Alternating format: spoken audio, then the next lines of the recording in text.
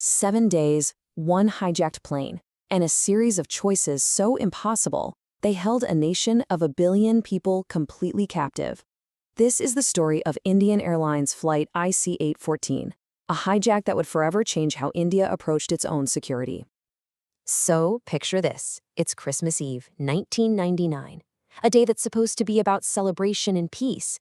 But for the passengers on this flight, it was the start of an unimaginable ordeal. It was just supposed to be a routine 2-hour flight from Kathmandu, Nepal to Delhi, India. Nothing out of the ordinary. Or so they thought. Wow, that quote just says it all, doesn't it? It perfectly captures the terrifying reality for the 179 passengers and 11 crew members.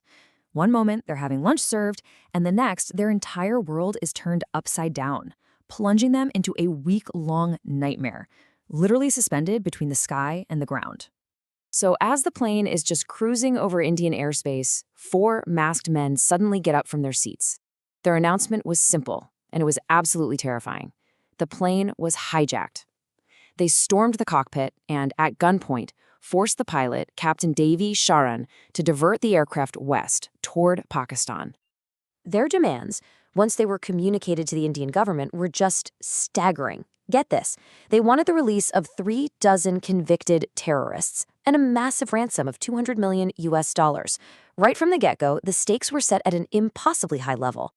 Now, here's where we get to the first critical turning point of this whole crisis, and it came totally out of the blue.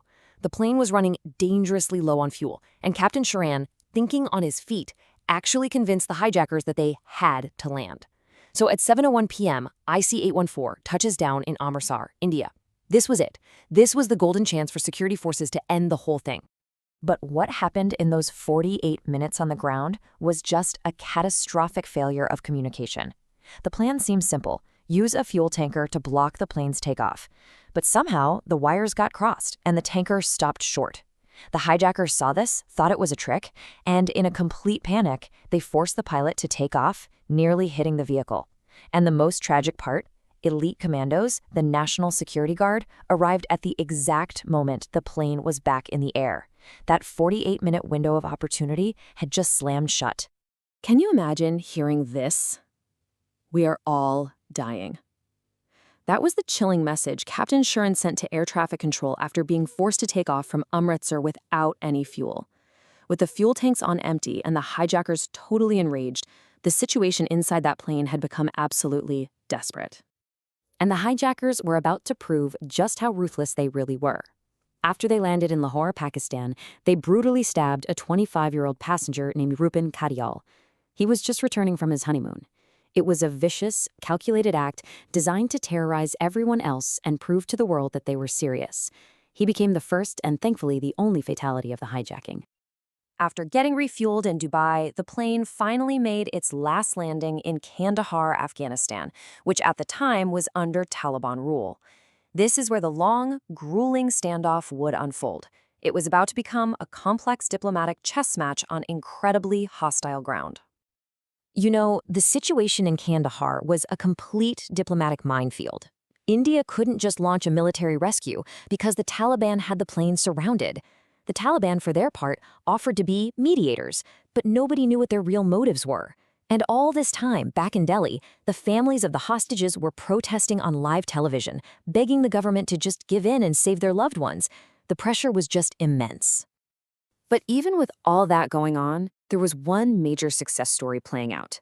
Over 7 days of intense, high-stakes talks, the Indian negotiating team, led by the future National Security Advisor Ajit Doval, they managed to do the near impossible. They got the demand down from 36 terrorists to just 3. And that $200 million ransom, they got it dropped entirely. But even with those reduced demands, the government was still left with an agonizing choice. You see, releasing any prisoners feels like a capitulation. But these weren't just any 3. We're talking Masood Azhar, Omar Sheikh, and Mushtaq Zargar. These guys were leaders and architects of terror.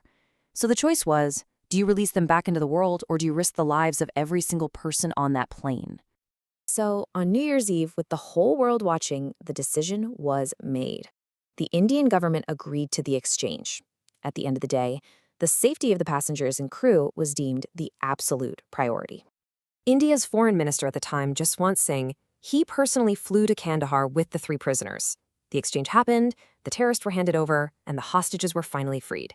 But there was a final, bitter twist. The Taliban gave the hijackers and the newly freed terrorists safe passage right to the Pakistan border, basically confirming how deeply complicit they were in the whole crisis. So, while the ending brought a huge sigh of relief, the trauma of IC-814 served as a massive wake-up call. The failures, especially what happened at Amritsar, they forced a complete overhaul of India's national security apparatus, and in doing so, they ultimately helped build a safer future. The changes were immediate, and they were concrete. Cockpit doors, which were pretty standard before, were now reinforced and kept locked at all times. Passenger screening became way more intensive. And crucially, that chaotic, slow communication from Amritsar was replaced by formal, rapid-response anti-hijack protocols. Air marshals also became a standard thing on high-risk flights. And what was the result of all these sweeping reforms? Well, this number says it all. 0. In the more than 2 decades since the IC-814 hijacking, there have been exactly 0 successful hijackings in India. The lessons were learned through tragedy, for sure, but they were incredibly effective. So, what are the big takeaways from all this? First, the Amritsar blunder showed that flawless, lightning-fast communication between security agencies isn't just nice to have, it's non-negotiable. The event also forced a huge national debate on that agonizing choice between standing firm and saving lives. And finally, it proved that sometimes the greatest tragedies can spark the most necessary and lasting changes. And that leaves us with the question that haunted the decision-makers back then and is still debated today. Faced with an impossible choice, the government chose to save its citizens. That decision brought 179 people home, but it also unleashed terrorists who would go on to orchestrate future attacks, like the 2001 attack on India's parliament and the murder of Daniel Pearl. It really makes you wonder, in the face of a crisis like that, is there ever a truly right answer?